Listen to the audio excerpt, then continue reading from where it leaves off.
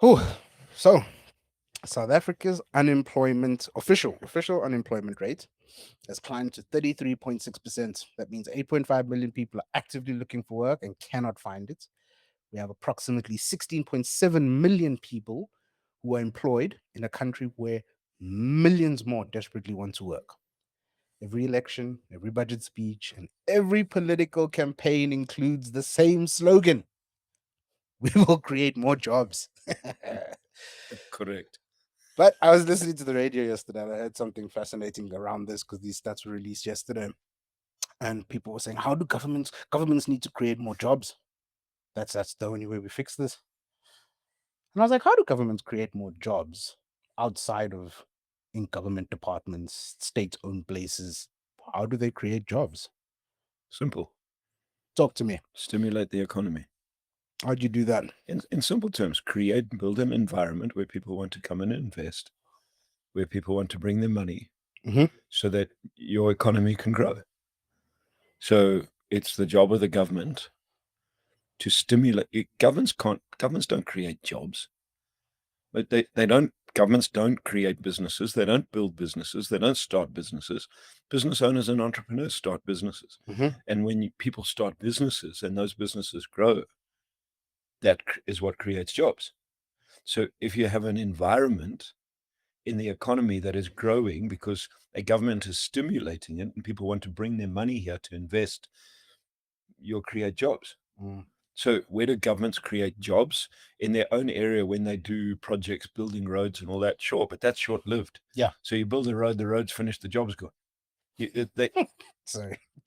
Or the road doesn't get built. Sorry. well, one person got a job for building a road that never got built.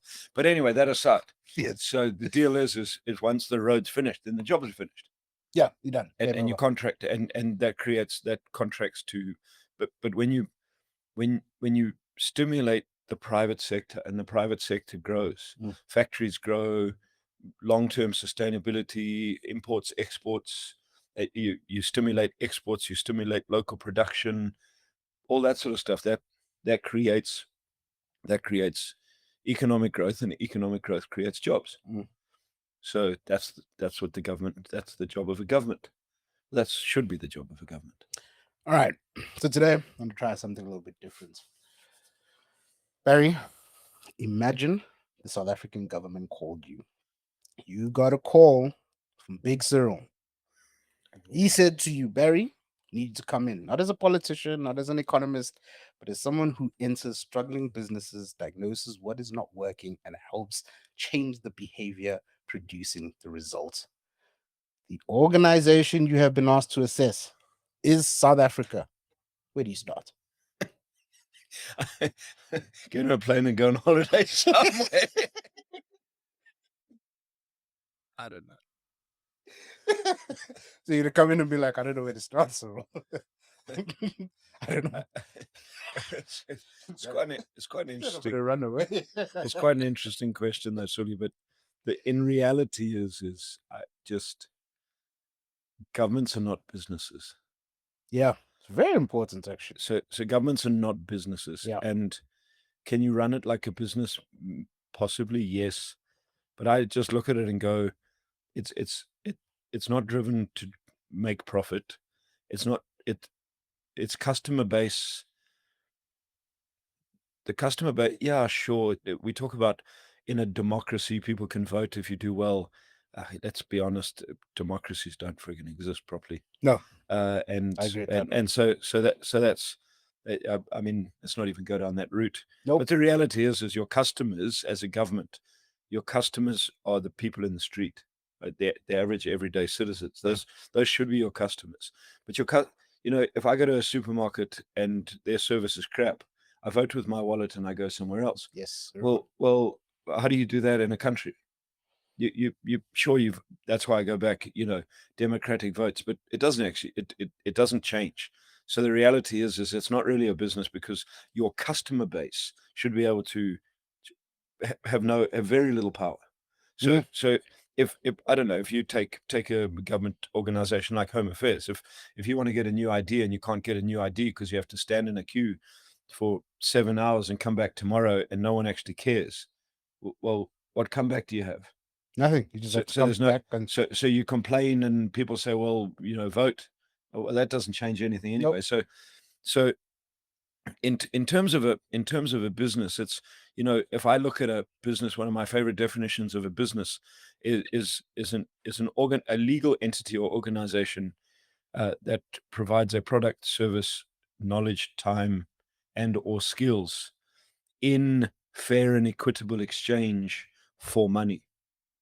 Hmm. In exchange. So exchange means I give and receive, give and receive, give and receive. Yeah. Now, in terms of where we sit with governments is, are we in exchange or out of exchange? Well, what do we pay for? We pay tax, and in exchange we should get a whole lot of stuff. Well, in reality, then, if we're not getting our stuff, could we stop paying tax? That would be the same as, should we not be receiving the service we want from a supermarket? Well, we just don't go back to that supermarket. Yeah, go to a competitor. So I go to a competitor. Whereas with governments, there is no competitor. I can't move to another country. Well, you I mean, you can, but you can. So that's your option. But the average Mm. citizen can't do that. Never do that. So actually, you're beholden to the service that you are getting or not getting, and therein lies the problem, because you're not actually going into the business. When I go into a business, we'll do a number of analysis, diagnostic, but the fundamental drive in that business to create change is the business owner and the leadership team. Mhm. They have a desire to move from where they're at to another level. So you would need to have that in a government. You'd need to have that within a group of people who say, we are here right now and we want to move to a different level. We want to create something different, and have the vested interest to create something different. So in a business, you have the vested interest to create something different, because when you create something different and you change your service and you change how you operate in the world, well, you start getting more in return for what you're delivering. Yeah, makes a Well, bigger well, difference in people's lives. Yeah, in governments, well, maybe you'll get voted out, but highly unlikely. So yeah, if you look at generally across the world, so yeah, I mean, if something like that ever did happen, honestly, I'd probably just turn it down. why? Because I don't know. My feel is you'd just be fighting a losing battle. Mm. Because the context of the environment is just, it is, unless there's that real desire to create change and to add value and to shift behaviors, but then it just becomes rhetoric and nothing really happens. So, do you think right now we sit in a position maybe where the citizens want to make real change, but they don't have the, I guess, the best word I can use is resource, or the abilities to actually create that real change because they don't, because of the environment.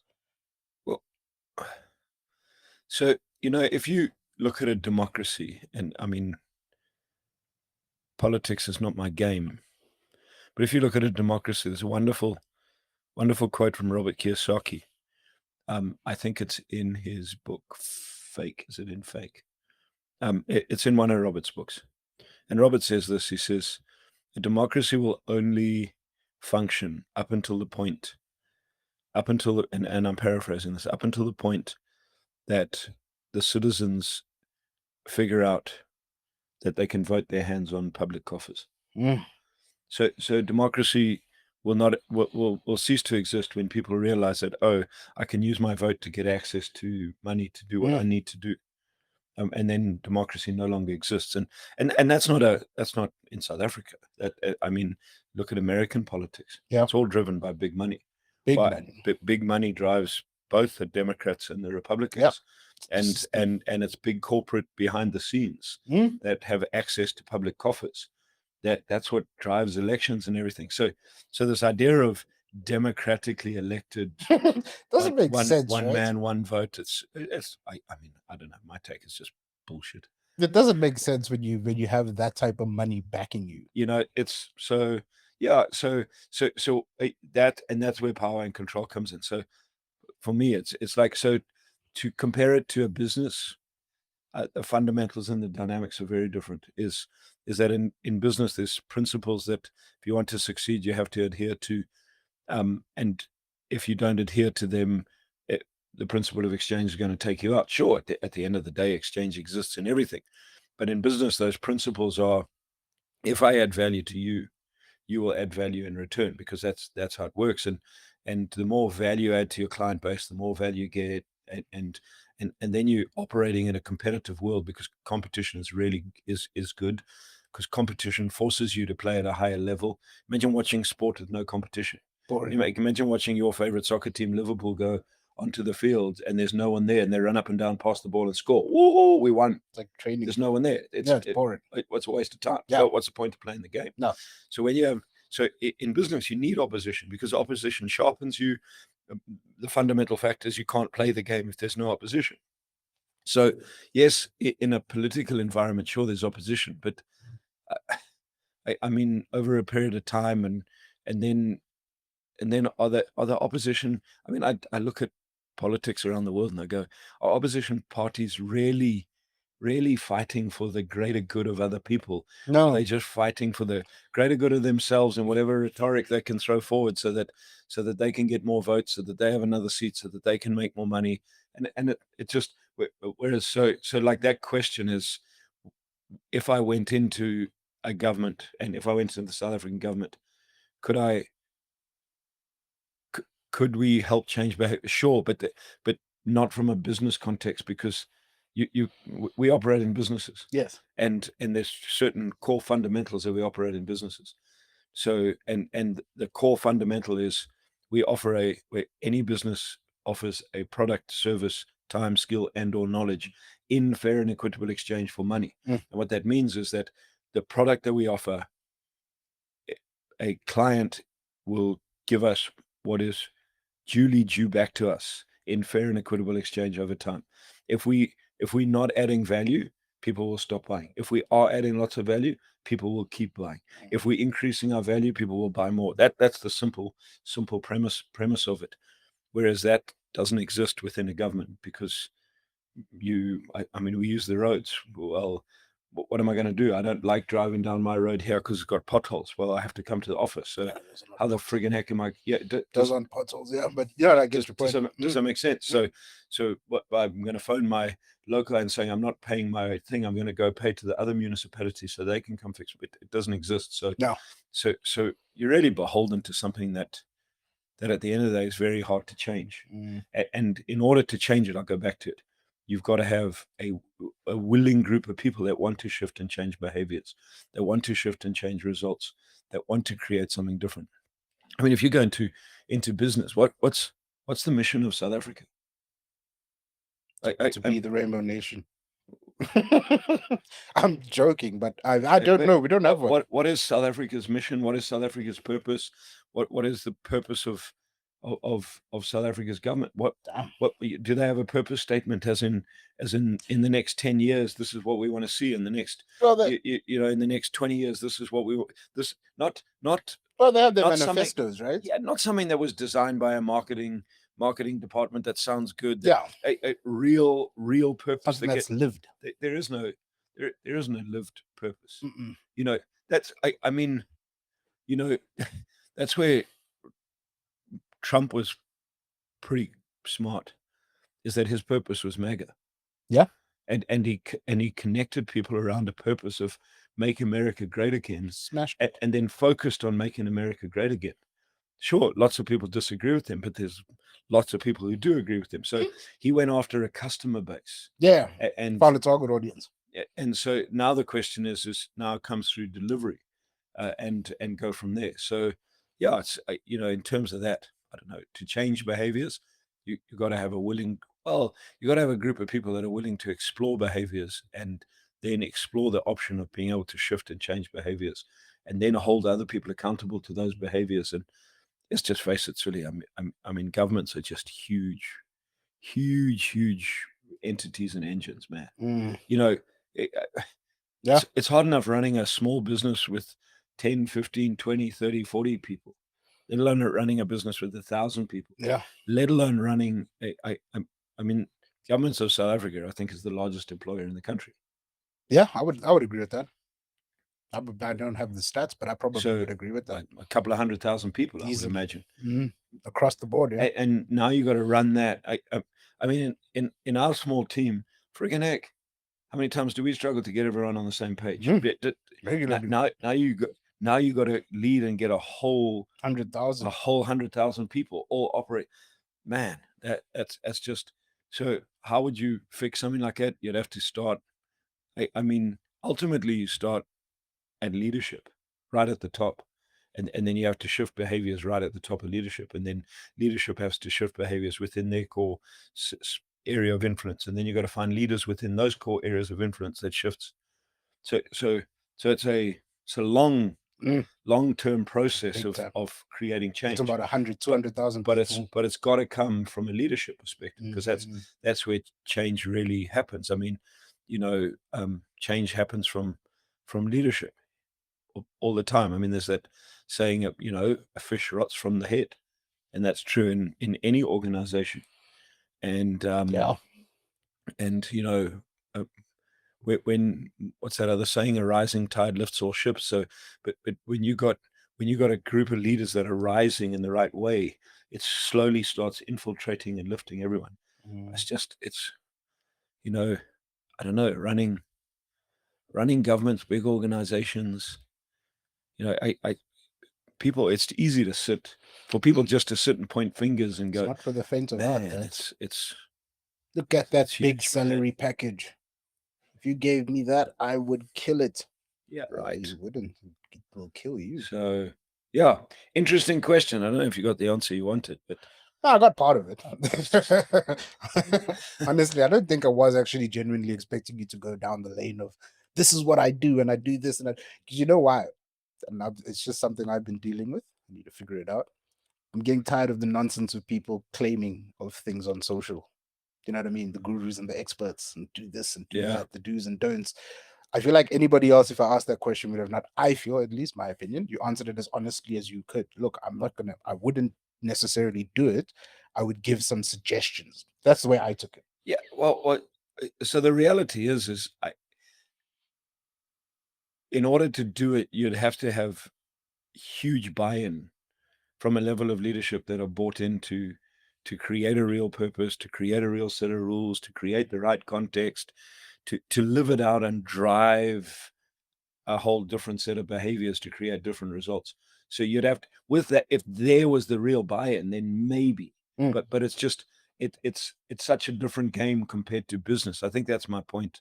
Yeah. Is that compared to helping turn around a business, it's just such a vastly different game. I mean, it's like saying if would I if one of South Africa's top blue chip or big corporate businesses called me up to say, come and help us in our business, I probably would turn that down. Why? Because it's not an area that I spend my life playing in. It's not an area that I enjoy. The big corporates that employ 5, 10, 15, 20, 30,000 people, that's a different minefield, man. That's a different game. Whereas my area of expertise that I spend most of my time in is in that sort of what I call mid-tier business between sort of, I don't know, 100 million rand and 2 billion rand, in terms of anywhere under sort of 400 employees with more than sort of 50 employees. That's in the area that I thrive in. That's my area. Why? Because it's still entrepreneurial. It's still business driven. It still has agility, but it requires a lot more clarity around structure and processes and all that sort of thing. Whereas, under that, when you're in a medium to smaller size business, you still creating and doing things on the fly, and you're in growth phase. So that's for me. So, it's like people say, do you work with startups? No. Could I work with startups? Yes. Do what we teach and train, do it help startups? Yes, 100%. But I'm not going to invest a lot of time with the startup business.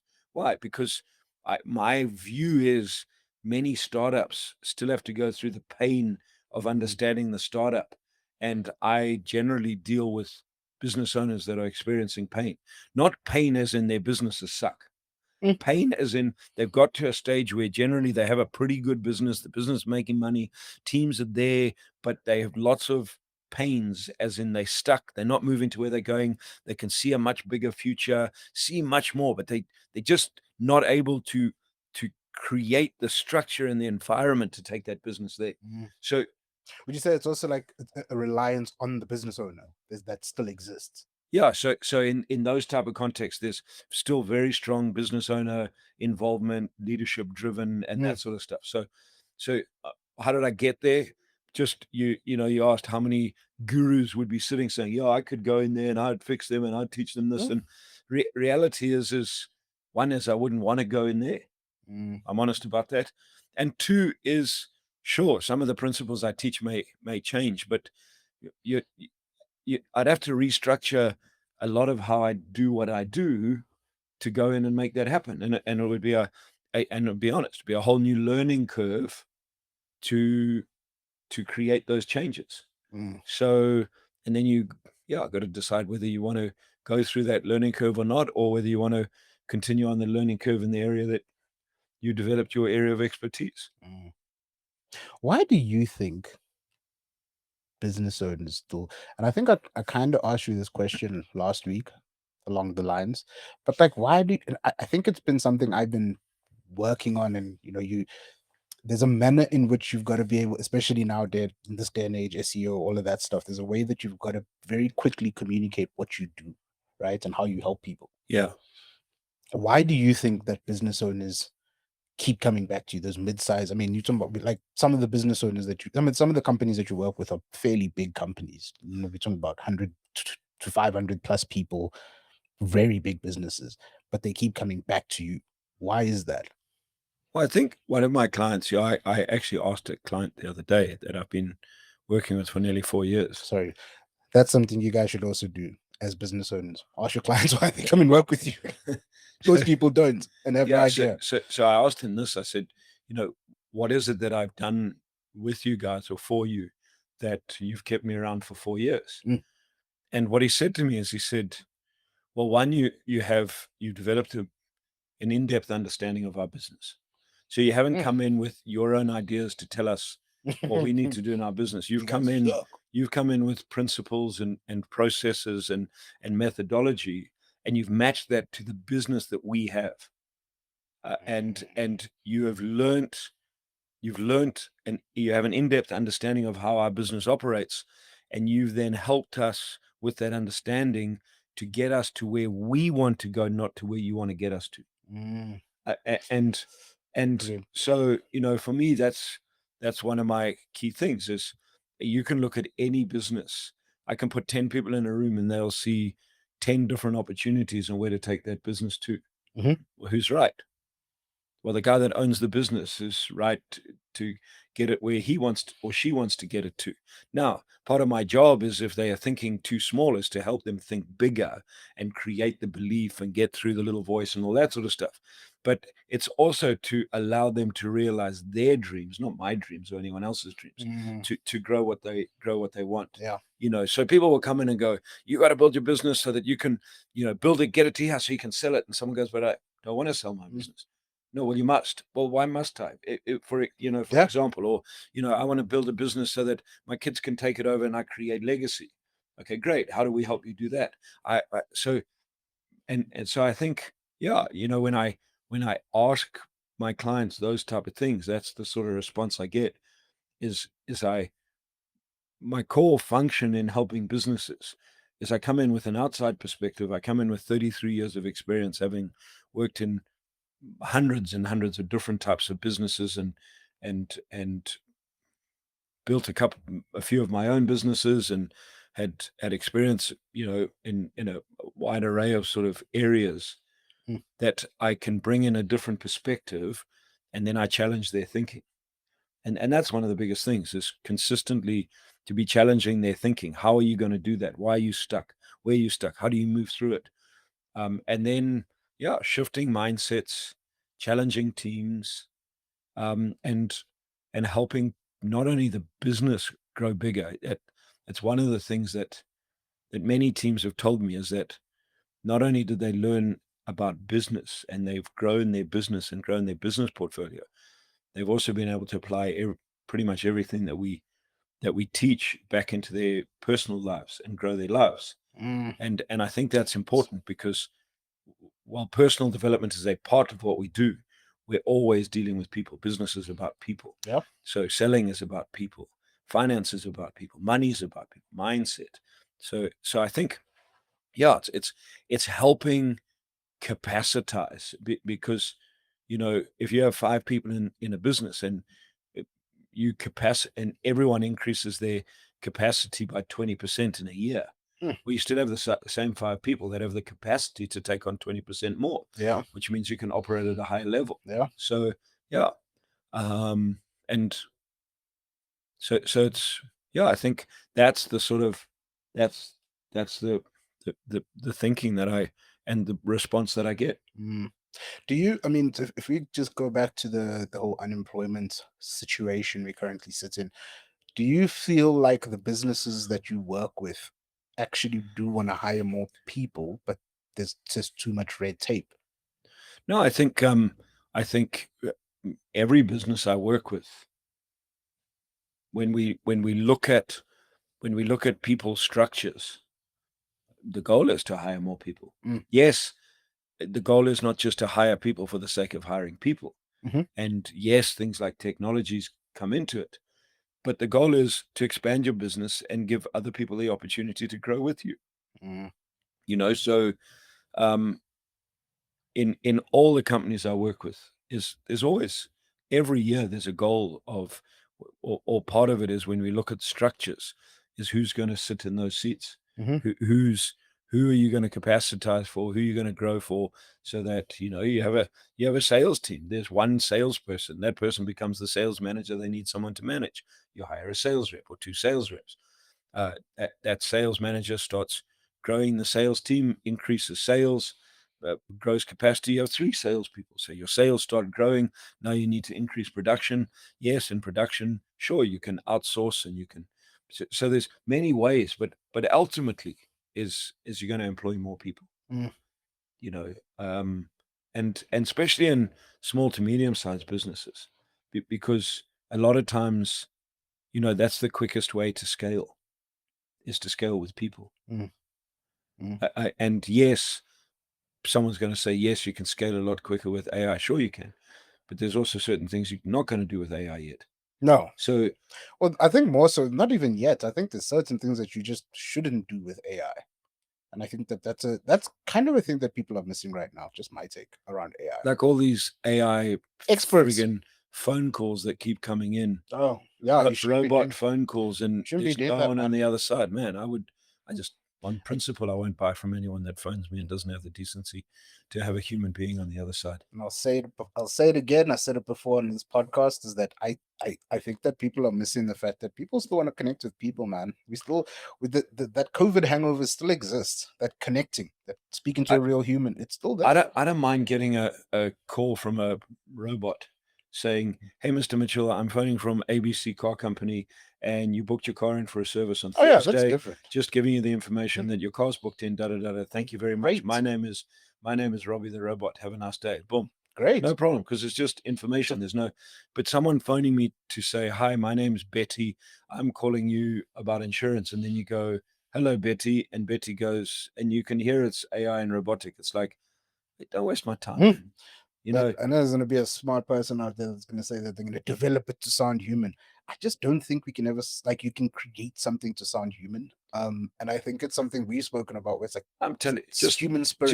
just swear at it and you'll see, because immediately it'll be programmed not to react, and it'll go, "Please do not da da da da da." Immediately you'll know, because the average human being doesn't have that level of emotional intelligence. They'll swear back at you. So that's all you have to do to figure out whether it's robotic or not. Just swear at it, and it won't react.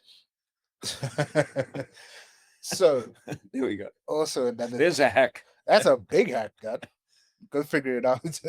Something I've been seeing online as well, and I kind of read something the other day. I can't remember where I read it though, and it was around how currently getting a sales job is probably the easiest job to get.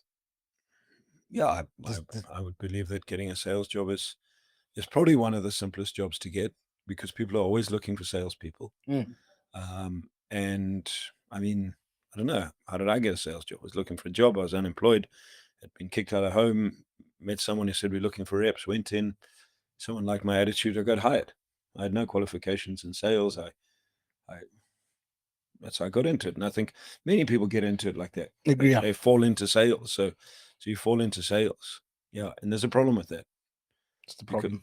the problem is that you become a sales rep overnight. You get given the title, the card, and everything. So you have this title of sales rep. And there's many people just don't go and take it any further, as in really start studying and learning what a real great sales rep is. Mm. And often I'll use that in my seminars. I go, how many of you will go to a doctor that wasn't a doctor last week but got a card this week and said, I'm a doctor, or a lawyer? You wouldn't. You would not. So why do we think we're going to succeed as salespeople just because we have a title that says I'm a sales rep? Yeah, Because it's easy. it is. That's the problem. It's not something you have to study. And that's why I mean, in my second book, A Salesman's Journey, that's why I make that statement. Sales is the highest earning profession in the world, but it's largely undertaken by people who are broke, because way too many salespeople are in to earn an income and not to sell, whereas the great salespeople are out selling. Anyway, you were going to ask a question. Now, that's the funny thing about that, right? All these great business owners that are out there, the Musks, Bezos, all those guys, Yeah. people forget that those guys are actually sales reps. They're all selling. They're selling all the time. They're not. So They Bezos started by they're selling CEOs now, but they're still sales reps, and they still have to keep selling their all the time. ideas. Because not everything's going to work. How did Musk just raise the capital he raised? That's a sale. A big sale. You Call it what you want. Bezos started Amazon out of his garage, selling books. Selling books. Selling books. So the question I was going to ask is, but I kind of think you answered it. Why do so many sales reps suck? But more so, why are business owners not focusing on truly teaching sales reps how to sell, or bringing in somebody to help their sales team sell? I honestly, Sully, I think sales is such a misunderstood thing by most people. This idea that you have to bring people in, convince them to take stuff that they don't want, have the gift of the gab, be able to be the slick speaking, freaking gunslinging bullshitter.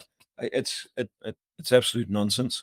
It's about connecting with people, finding out what they want, helping them get it, building relationship. Yep, but people talk all the words. When I ask what sales is in my sales explosion program, people say all the right words, but they're not practicing the right words. They're not embodying what this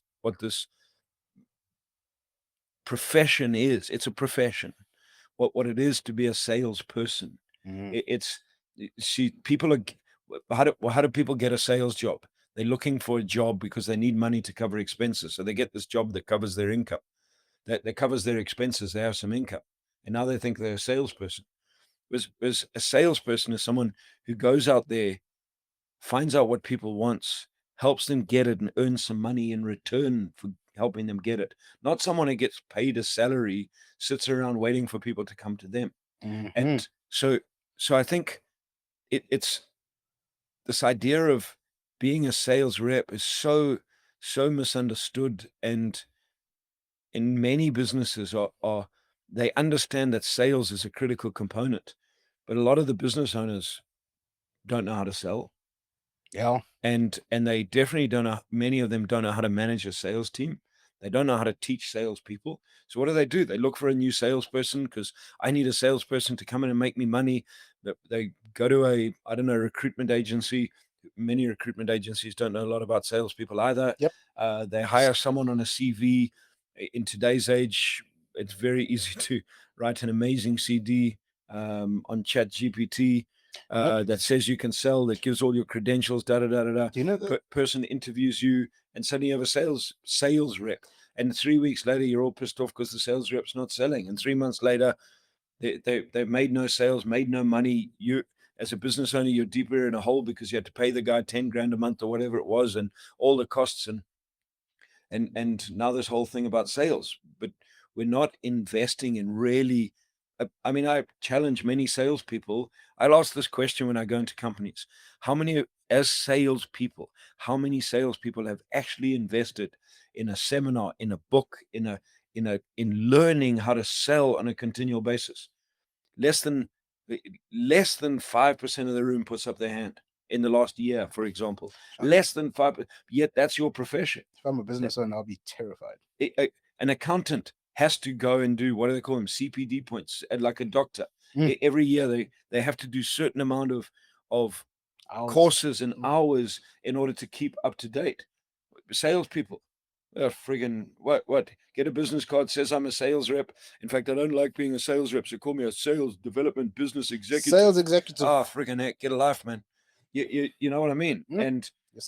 And so that's what happens. And then, but therein lies the opportunity, because the real great salespeople are the people that study it, that that live it, that invest in it, that read book after book and follow good salespeople and find people who they connect with and build sales processes and get out there. And then they get out there and they go do it, and they tweak and they change and they practice and they learn, and they practice and they learn, and they become professionals at their trade. Yeah. Not just titled at their trade.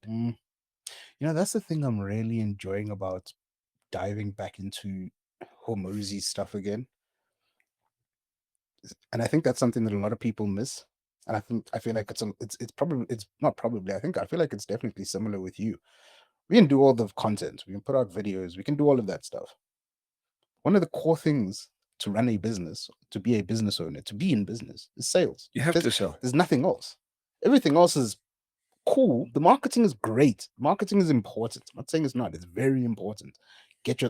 But if you are doing an insane amount of marketing and you have nobody walking through your doors, or you have nobody placing orders, what is the purpose of the marketing? I was with a friend of mine. I was speaking to a friend of mine yesterday on the phone, and he said to me, thanks for phoning. I was just thinking about you. Actually, I was listening to one of your podcasts. Nice. And Job. and he's a business owner, and he's been very successful in business over the years. And he says, I said, my words were, what shit was I talking? and he said, well, you were talking on sales, and you reiterated that you can't have a business if you can't sell, and you can't make money if you can't sell. And he said to me, what is it that people miss? Is the simplicity of what you've just said, is that sales equals income, income equals life. Why is that complicated? And if you can learn to sell, you can earn, and if you can earn, you can live. And if you can sell well, you can earn well, and you can live well. And I've been teaching that for 18 plus years. 18 years. That idea of the ability to be able to live well comes from the ability to be able to earn well, which comes from the ability to be able to sell well. Yeah. I even wrote a book on it called Sales is a Life Skill. Available on and published the second edition in 2020. Imagine that. And so that's the deal, Sully, I heard years ago, I heard Robert Kiyosaki say this: you cannot have a business if you cannot sell. I also heard Robert say this: if there's one thing I will never stop learning, it's how to sell better. And when guys like that are portraying that sales is the single most important thing, what are we doing? Why are other people not doing it? So, sorry, go back to your question, was people spend so much on marketing and not on sales? Because marketing's easy. No pushback. No objections. Marketing's easy. There's no objections. You design nice stuff. You sit behind your laptops. You create great things. You put it all out there. You send a whole lot of emails. There's no one in your face. No one saying your price is too expensive. No one saying I disagree with you. Da da da da da. And then people are sitting waiting for their marketing campaigns to work. That's great. I get it. In order to build a highly successful business over time, do you need marketing and sales? Yes, I'm a proponent of that. Yeah. You need a good marketing engine to generate the right leads. Yes. But you can make money without marketing, because sales equals income. Marketing finds customers. And you know what? Marketing finds customers. It generally does not make money. What makes money is your ability to close deals. I'm going to give people a little tidbit here. If you start your business, or you actually have a business, you have a small team, you're still going out selling as the business owner, you can actually document that and use that as content. put that out when you're actually going to sell, when you're actually making calls, when you that's I don't know how it's landed on my feed. I do know how it's landed on my feed, but it's a American real estate company, and all they do is they have a camera somewhere, I don't know where Yeah. it is, and they just video them making sales calls, handling the objections, There we go. moving people from one. Cool. When okay, you saying I can today's not a good day. When is a good day? Like being very deliberate on you're saying I can call you on Thursday at 1 o'clock. You've got that in your diary now. Yes, I do. I will call, There we go. not pushing, not, and I was like, mad. What a simple concept. Well, sales is simple, Suli. Yeah. Connect with people, find out what they want, treat them with respect, and help them get it. And sales is a verb, and a verb. When I was at school, the little I remember from school was a doing word. Mm. Okay, sales is not a waiting word; it's a doing word. At the top of our sales process, it says find customers. It doesn't say wait for customers. It says find customers. And good salespeople get out there and find customers. They become great salespeople because they get out there a lot and they learn and they practice and they tweak and they get better and better and better the things that they should have. Yep. Does that make sense? They Yep. learn to handle objections. They learn to ask the right questions. And then they learn from other people on the right questions. Most salespeople are not out there.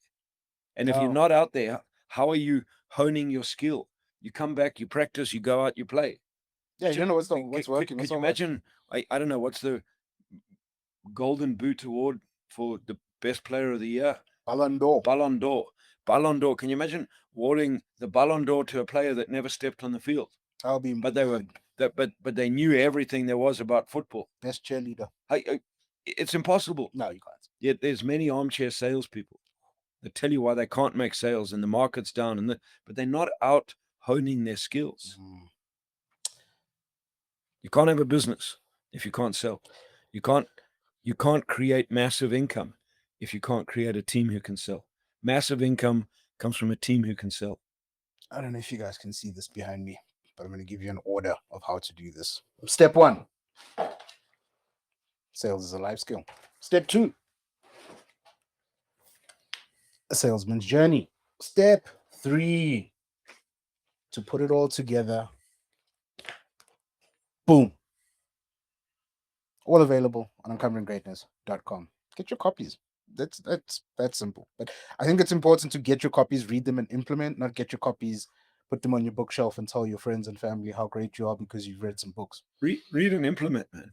Yeah. Read and implement. Read and implement. Read and That's all it implement. is. Learn, change, restructure. It's a very simple game. Yeah. I mean, It's hard. hard. Very hard. But Very, it's very simple. hard. Hard and simple are different things. You've heard me say that Too again many and times. again and again. I've said that about as many times as I've said sales equals income, income equals life. Those two go hand in hand. You know, and the better you can sell, the better you can earn, the better you can live. But it's not going to be easy. It's definitely not going to be easy, chum. So anyway. Any final thoughts before we send these people on their way to go and sell?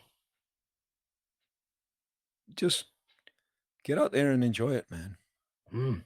Enjoy it. Enjoy the learning. Yeah. And set yourself up for success. Again, do not forget all Barry's books, 3-book package, $950 excluding delivery, available on uncoveringgreatness.com, or you can get them individually on uncoveringgreatness.com. Also, YouTube, subscribe. Spotify, subscribe. Apple, subscribe. Just go and subscribe everywhere. It's free. See you guys next week. Bye.